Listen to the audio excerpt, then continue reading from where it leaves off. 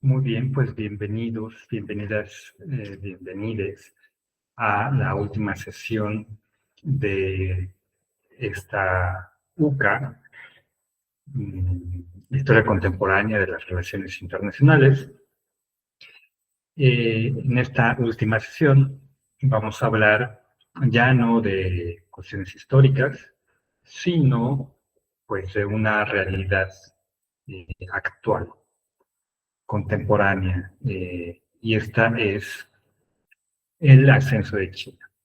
China como potencia mundial, o sea, verdadera potencia mundial. China como quizá la futura superpotencia y los planes que actualmente se desarrollan, las políticas chinas que actualmente se desarrollan para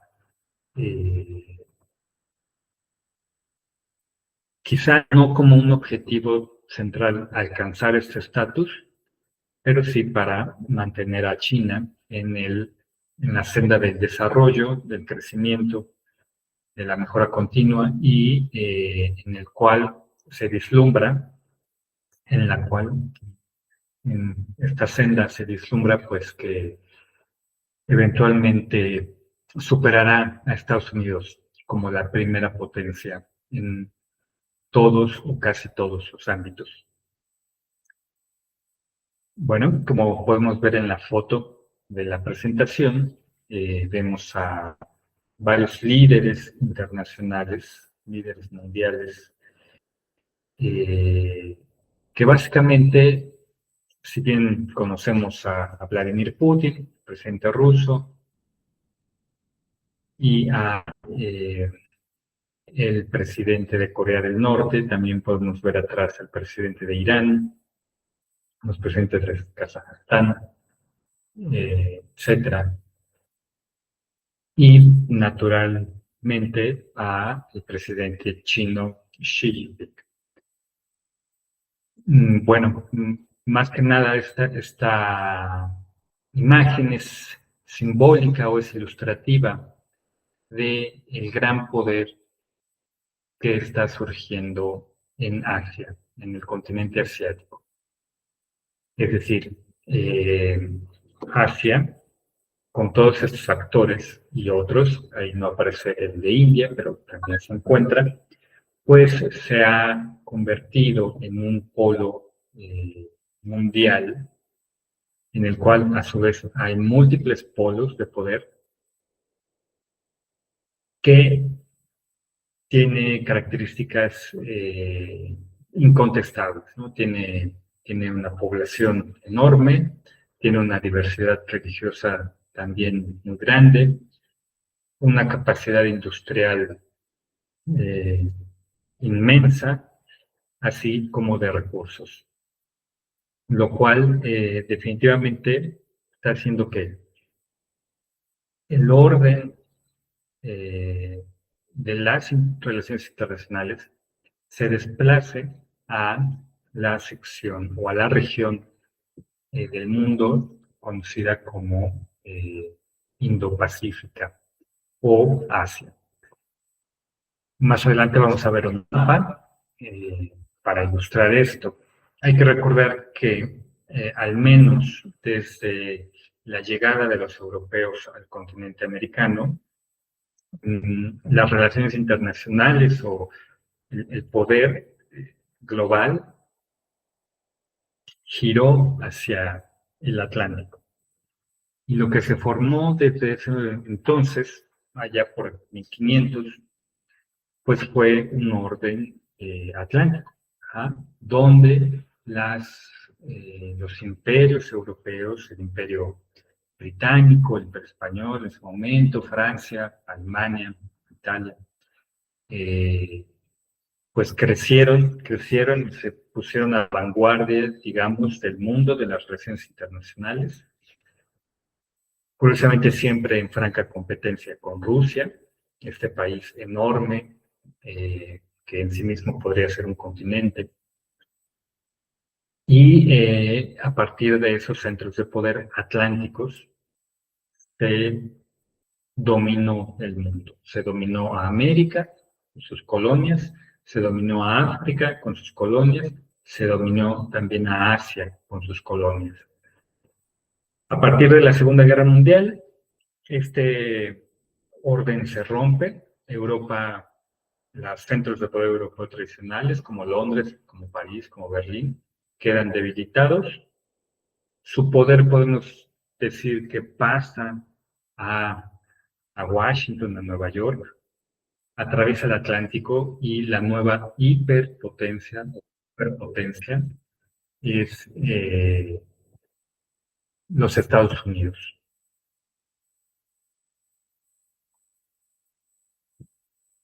Y por otro lado, en un orden pues un poco más asiático, aunque no del todo, Rusia y al frente de la Unión Soviética y del bloque del Este y de la nueva China comunista también, luego de Vietnam, pues se vuelven este segundo polo de poder eh, que dura hasta 1989, 1991, como se quiera tomar, cuando la Unión Soviética eh, se desintegra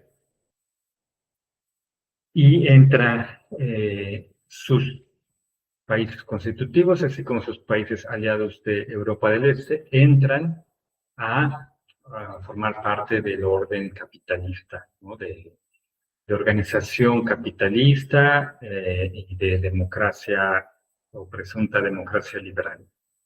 Quedando únicamente China y otros pequeños países, o bueno, quizá no tan pequeños en el caso de Vietnam, Camboya, etcétera, y Cuba, Nicaragua, como los únicos países comunistas. No obstante, China había comenzado un proceso de reforma en 1978, a la muerte eh, del líder histórico de la Revolución China, Mao Zedong, que tenía una marcada línea stalinista, donde el poder económico, la organización, etcétera, pues era sumamente estatal. Y pues la visión de Mao era pues un camino hacia el socialismo en el cual no hubiera ningún reflejo de capitalismo, de sociedad burguesa. De hecho, años antes había llevado a cabo una purga, por decirlo así, al estilo stalinista, pues de elementos reformistas que buscaban aplicar ciertas reformas de carácter liberal, económico liberal, conocida como la revolución cultural. Bueno, a la muerte de Mao Zedong, que es considerado, por supuesto, el padre fundador del Estado Socialista Chino y una figura reverenciada en China todavía, siguió un político reformista que, al menos en Occidente y por supuesto en China también, es considerado uno de los grandes estadistas del siglo XXI. Curiosamente no se habla mucho de él, pero en efecto sí es una figura de capital importancia para China y para el siglo XXI, aunque él vivió y trabajó en el siglo XX, pues realmente su labor, su trabajo es lo que generó pues la China de hoy. ¿Por qué? Bueno, pues porque él comenzó un proceso de reforma y apertura eh, económica, exclusivamente económica. Empezó en 1978 y su objetivo era, pues, ajustar ciertas condiciones capitalistas a la China de entonces. Y a esto lo llamó, a la larga, ya hacia los 90, como el comunismo con características chinas. Pero el comunismo con características chinas básicamente se centró en un par de políticas. Primero, liberalizó el campo. Primero fue el campo, luego la industria. Liberalizó el campo a fin de que las familias obtuvieran tierra, o se repartió la tierra entre familias, etc., y pudieran trabajar en el campo, deshaciendo la idea comunitaria de la propiedad de la tierra, y sobre todo brindándoles la posibilidad de vender su excedente, con lo cual habría también la posibilidad de acumular cierto capital para volver a invertir en la misma producción del campo. Esto ayudó de manera fabulosa a, pues, hacer el campo más productivo de lo necesario, cubriendo pues las necesidades de alimentación del país, por supuesto.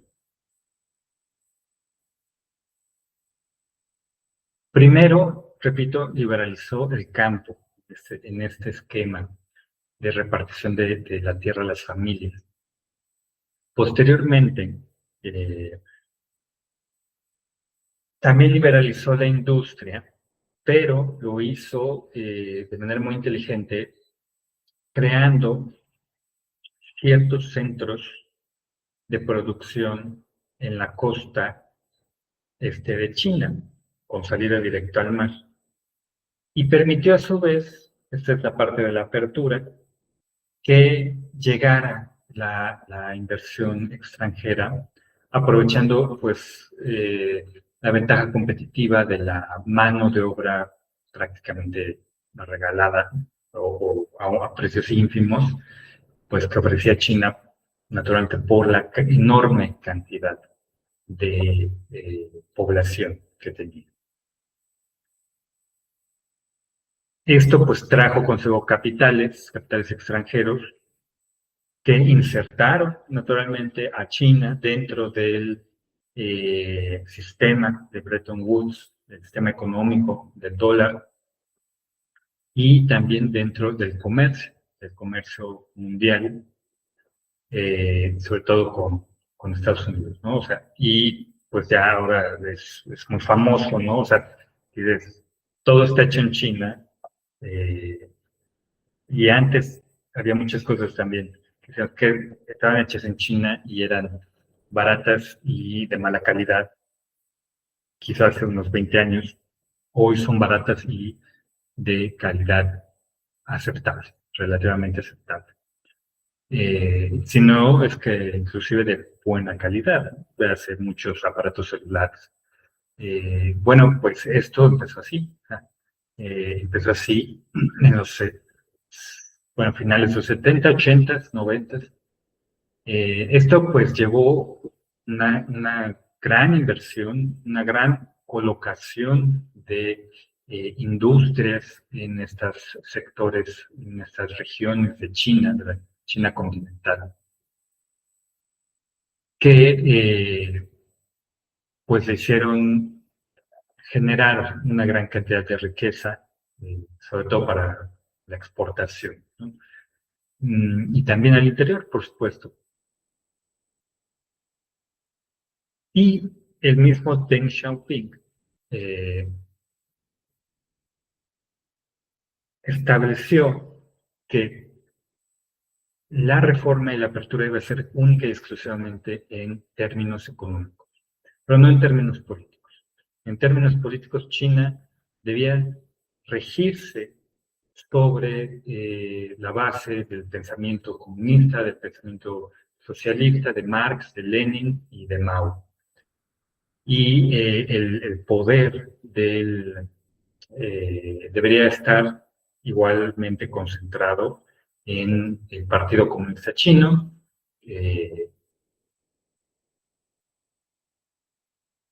a fin de evitar, pues, esta situación que ocurre en muchos países de los conflictos políticos que suelen generar a veces retrasos en proyectos, retrasos en la construcción de la nación.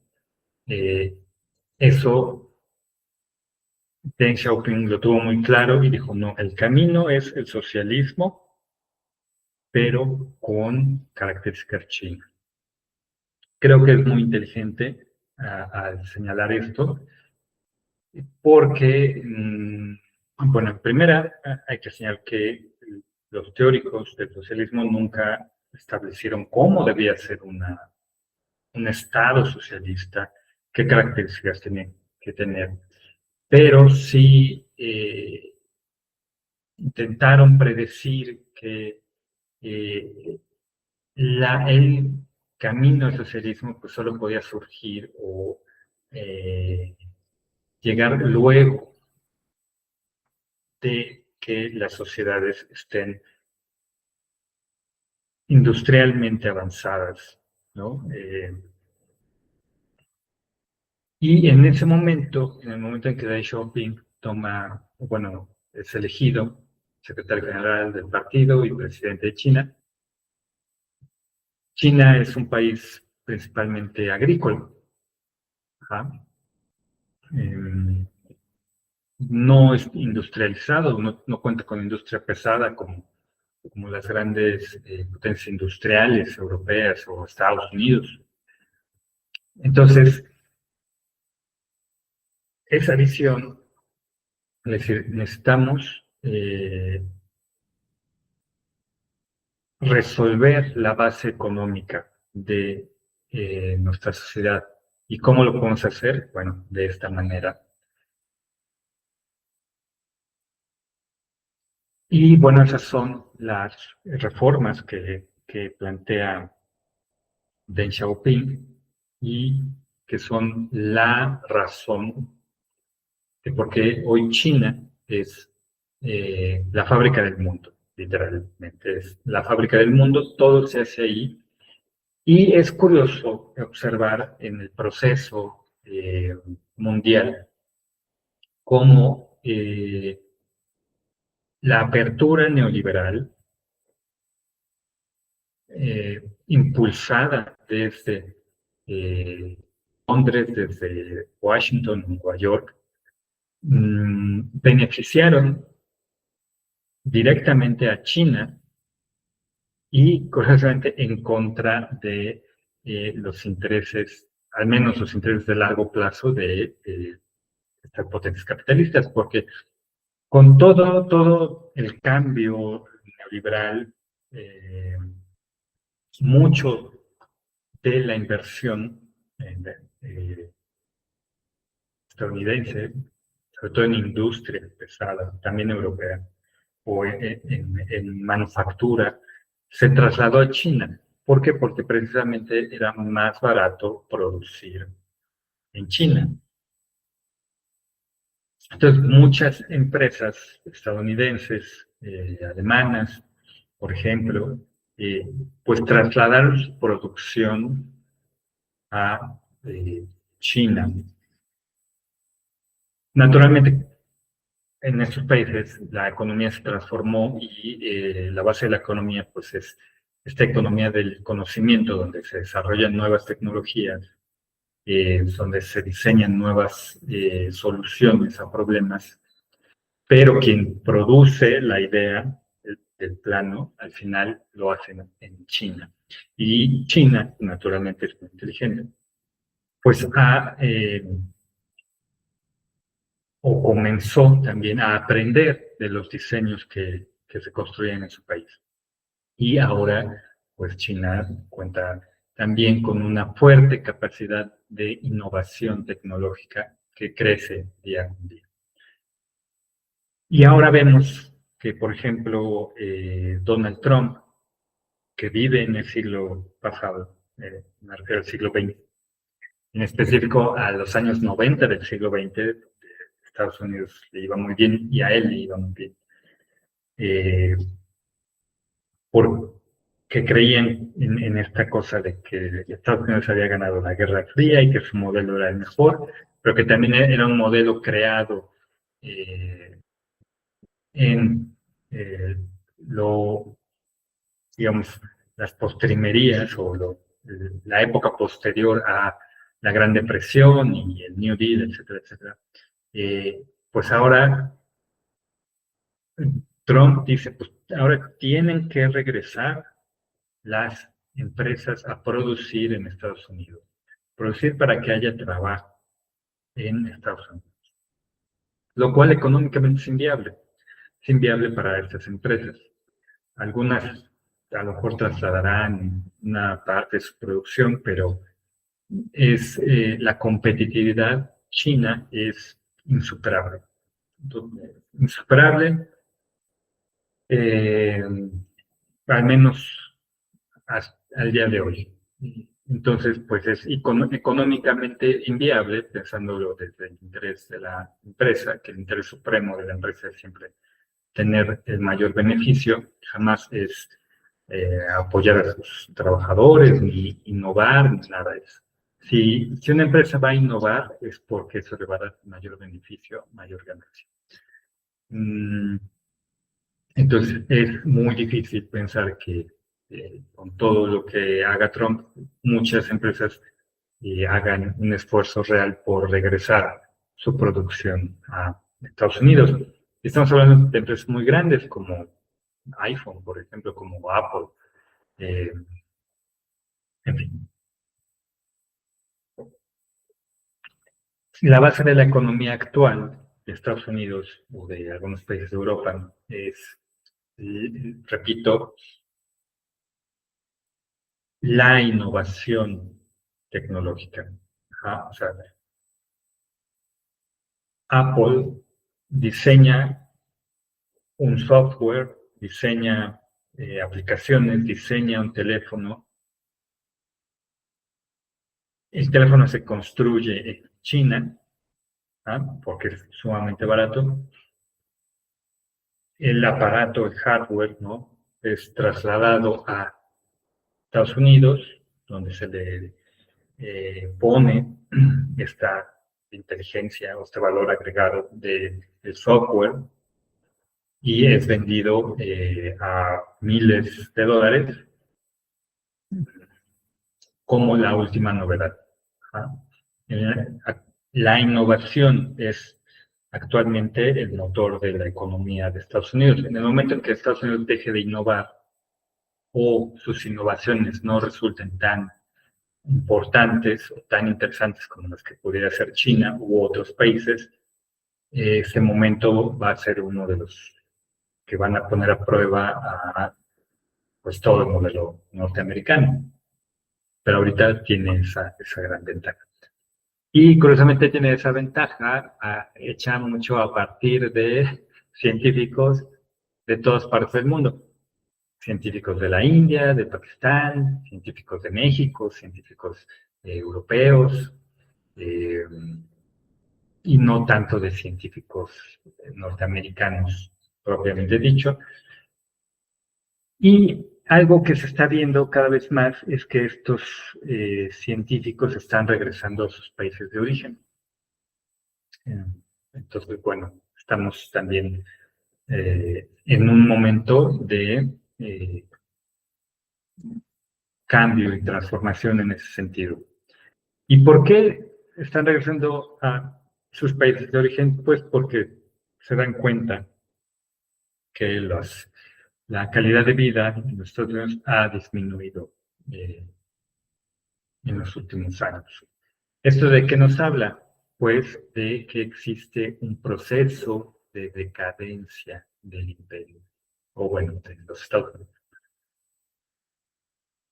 de decadencia de la gran potencia, que resulta ya no ser tan atractiva para el mundo en general, para las mentes.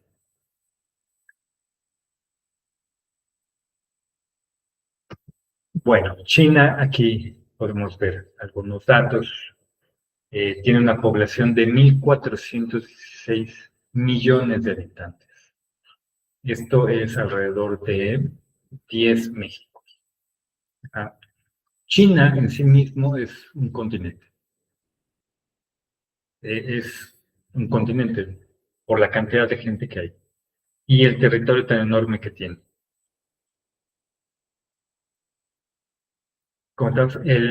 La forma de gobierno se asume como un Estado socialista con un sistema político dirigido por el Partido Comunista Chino.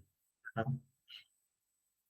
Mm, Aquí también me quisiera detener un poco porque hay muchos que señalan, no, que China es capitalista, China es socialista.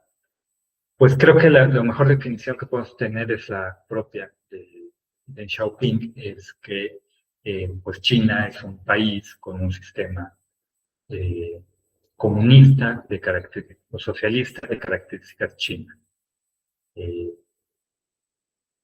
Punto, ¿no? Yo personalmente no considero que sea un país capitalista porque su clase burguesa, la burguesía, la presunta dueña de los medios de producción, no es tan poderosa como lo es en un país como Gran Bretaña o como Estados Unidos o como cualquier país de Occidente.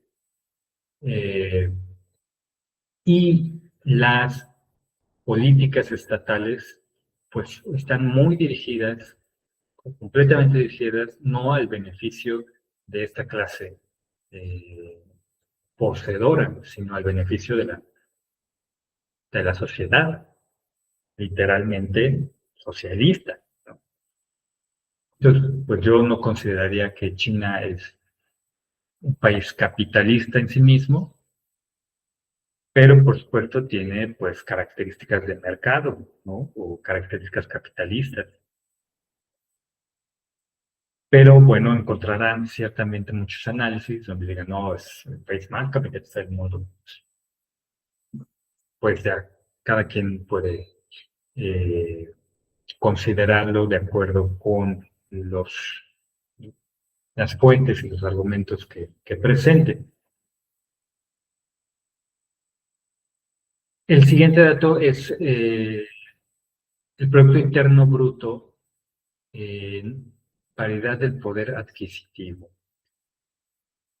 que se ubica, según datos del CIA Factbook o el libro de datos de la CIA, que es una página en Internet donde hay información estadística de todos los países del mundo, pues la cual recomiendo acudir para tener esta clase de datos.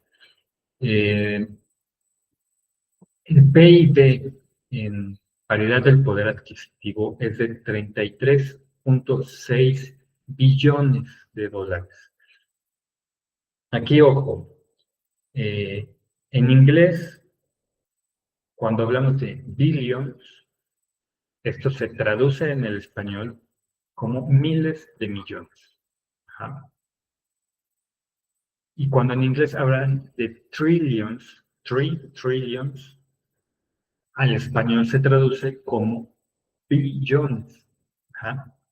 O sea, millones, mil millones, billones. El PIB en paridad de poder adquisitivo de Estados Unidos ya es menor que el de China. Se ubica en 25 billones de dólares. El PIB de México es, México, que es la 13ª, 12ª economía más grande del mundo,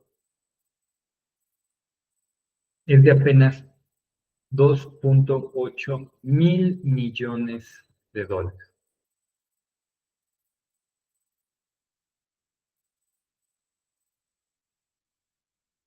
Es realmente eh, pues unas diferencias abismales, ¿no? con México, por supuesto. Con Estados Unidos, pues ya va siendo una diferencia muy grande. En PIB nominal, o sea, medido solo el valor de los bienes y servicios producidos, el PIB de Estados Unidos es más grande. Pero cuando hablamos de PIB en paridad de poder adquisitivo, este es un dato más exacto porque nos habla de la capacidad de adquisición del ciudadano de un país. Es decir, eh, el conjunto de la producción en China es mayor que en Estados Unidos porque la gente en China puede acceder de manera más económica, o sea, le sale más barato comprar bienes y servicios en su economía. Por eso vale más la economía, eh, porque es más, hay más posibilidades de adquirir los bienes y servicios que se necesiten. Y en Estados Unidos no, o sea, es la, la vida es más cara en Estados Unidos que en China. Eso pues habla de que la calidad de vida de China pues está mejorando.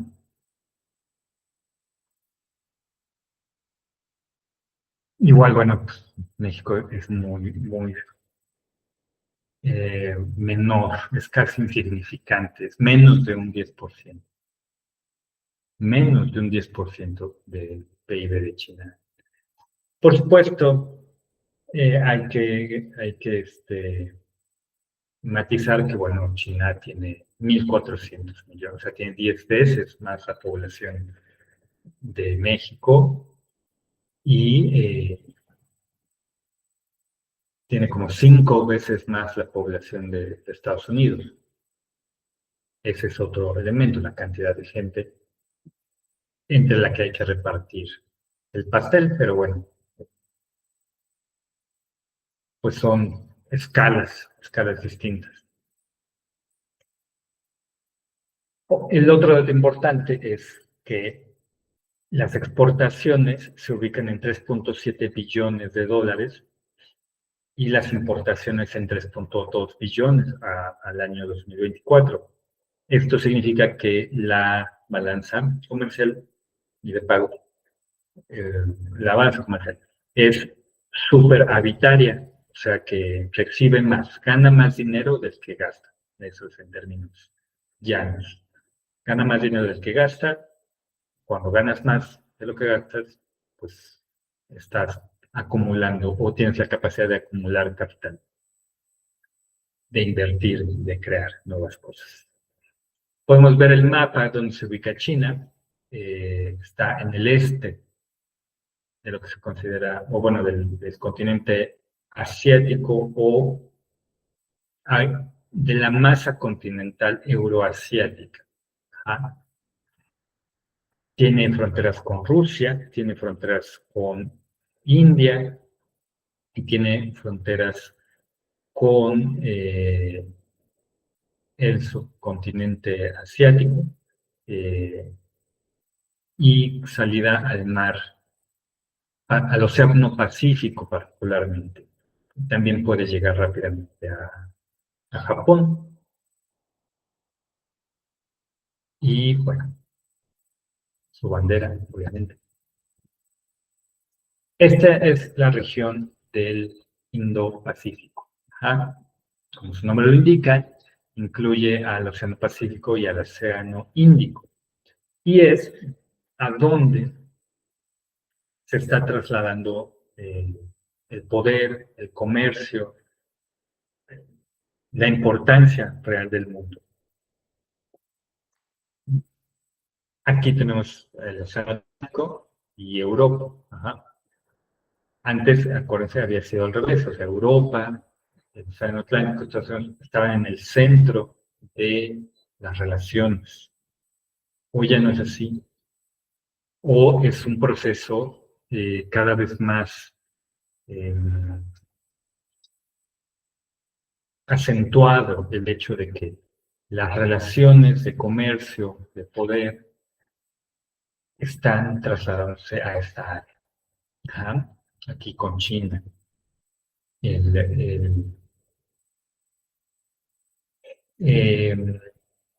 Voy a leer un pequeño fragmento de cómo se configura esta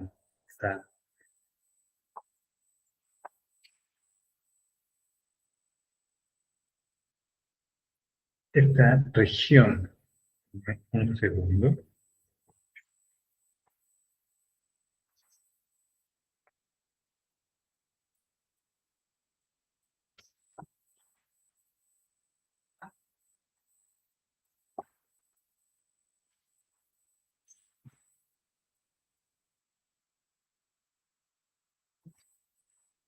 Bueno, China tiene la mayor población del mundo, pero el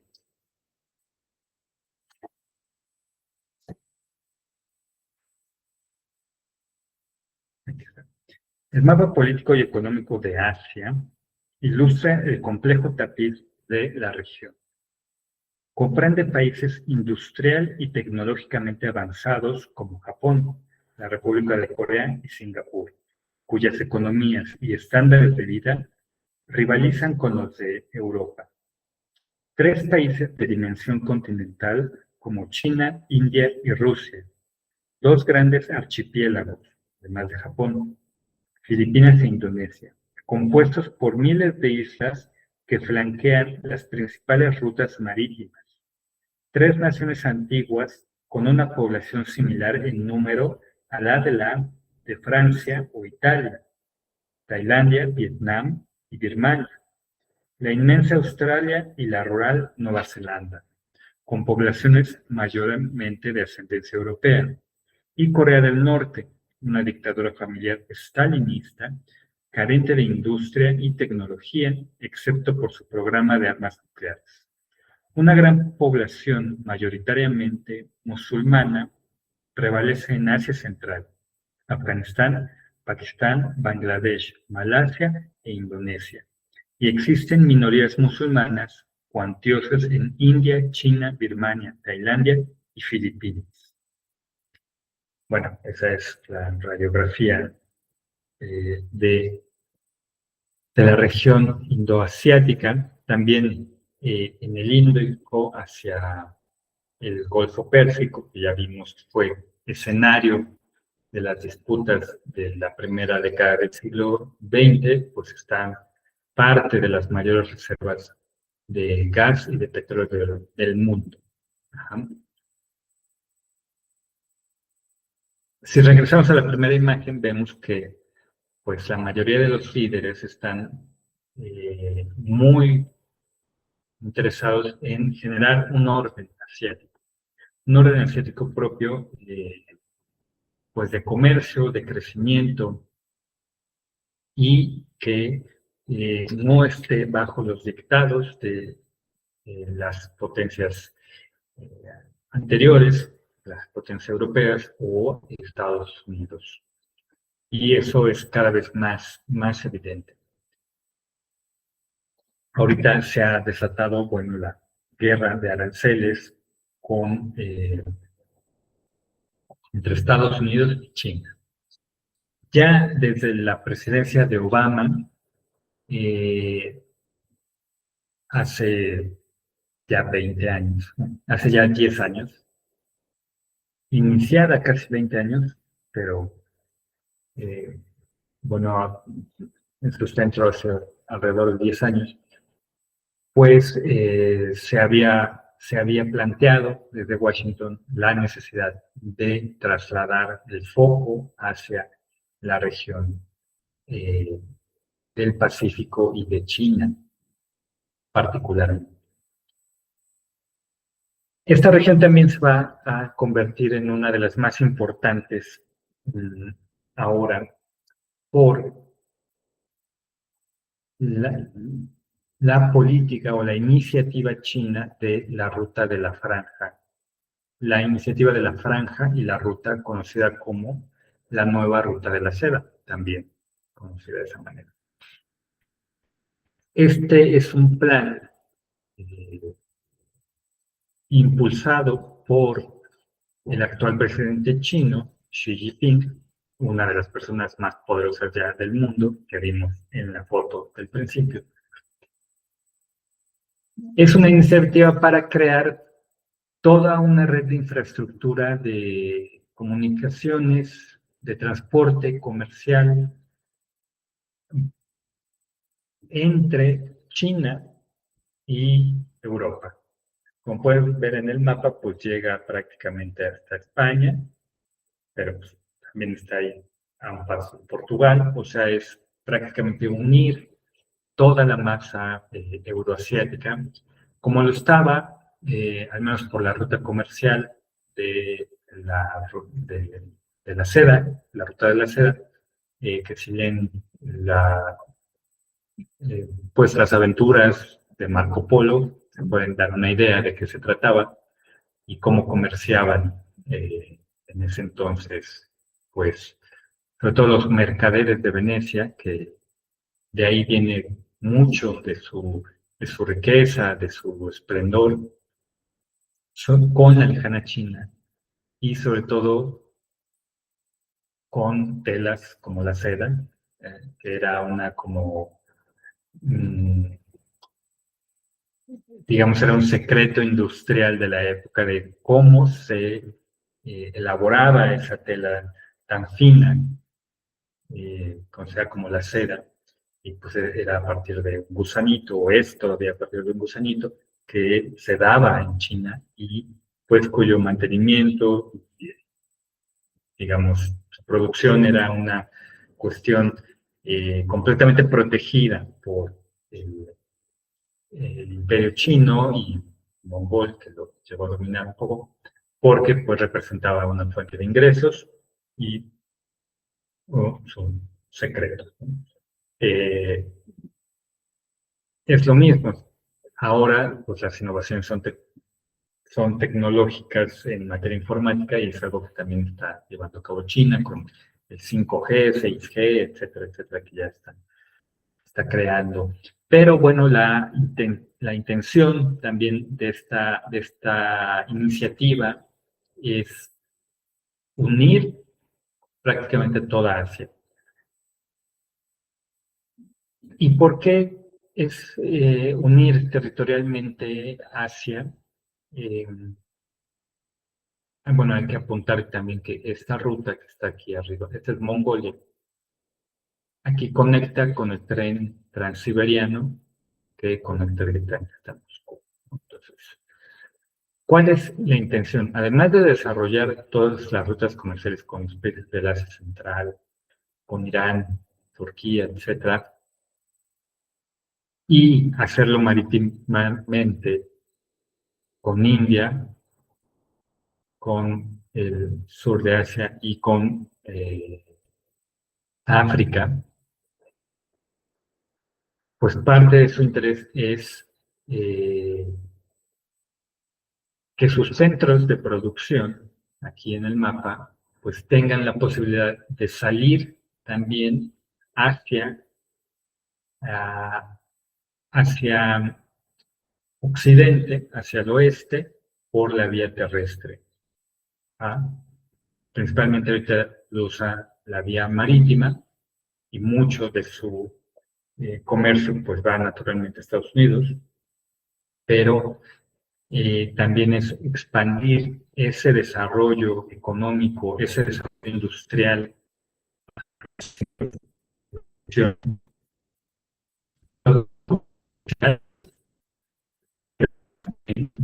con dirección hacia el oeste. ¿Ah? Esto pues le da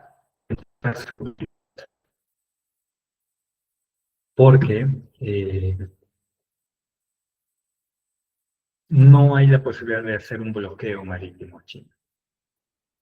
Ajá. O sea, si tú tienes la mayoría de tus centros de producción en la costa, lo cual, bueno, es muy, ¿cómo decirlo?, muy estratégico. La forma en que puedes exportarlos vía marítima, sobre todo hacia la principal economía que es Estados Unidos, que es un gran consumidor de productos chinos.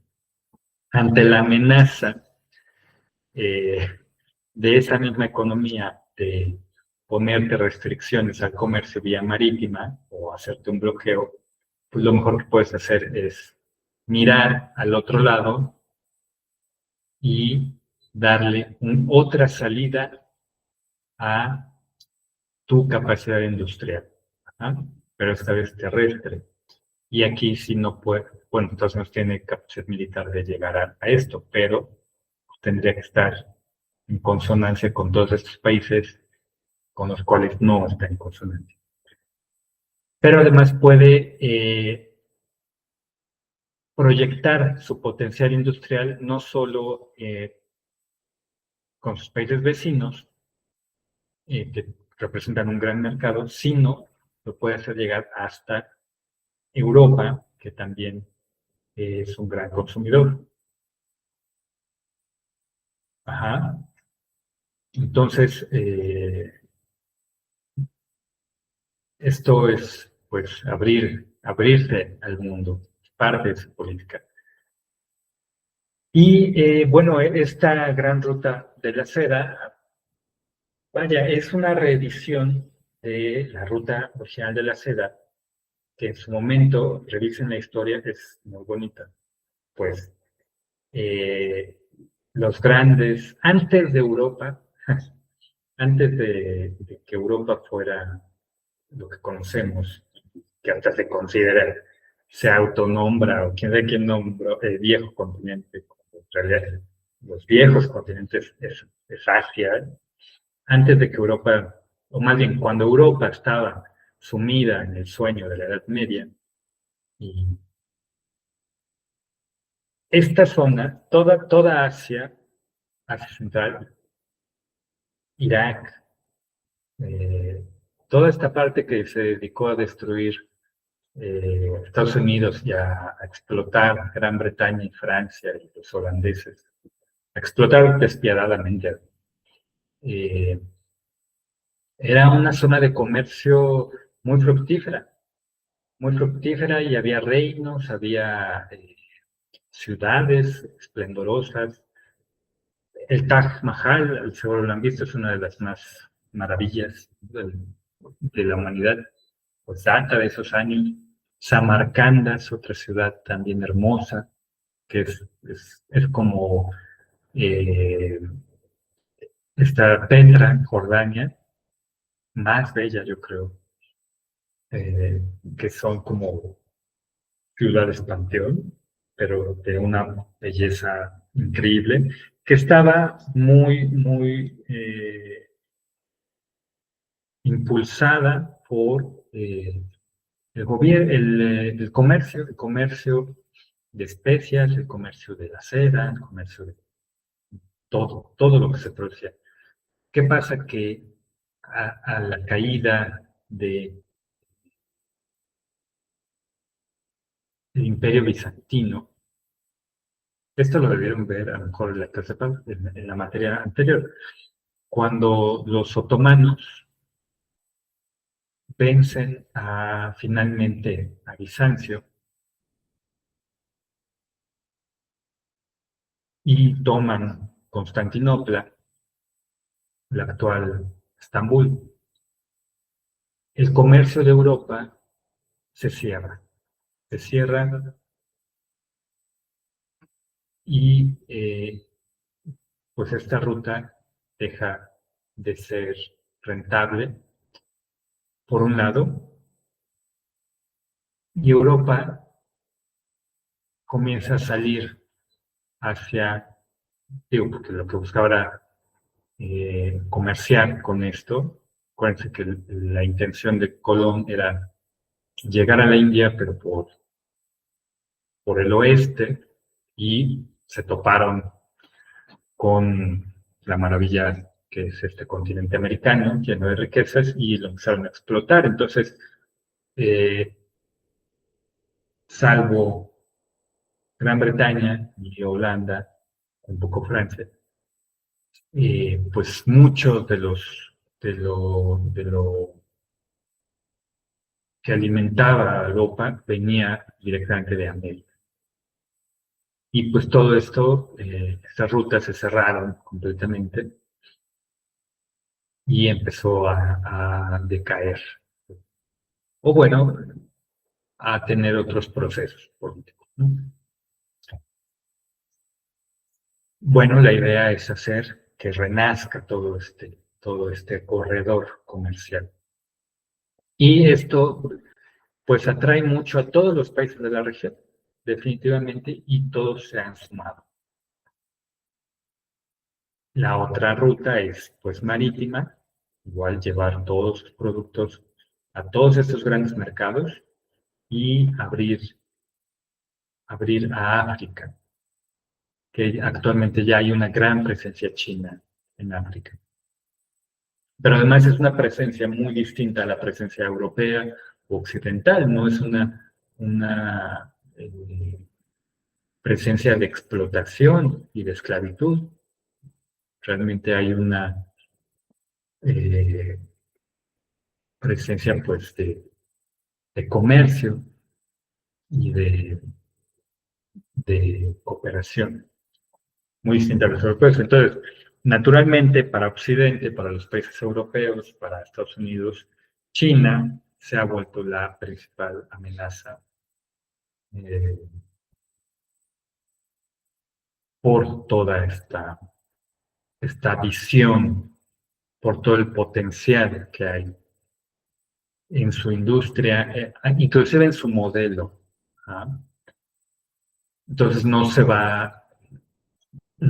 se sorprendan cuando Estados Unidos diga, o Europa señalen que China es una de las peores dictaduras del mundo.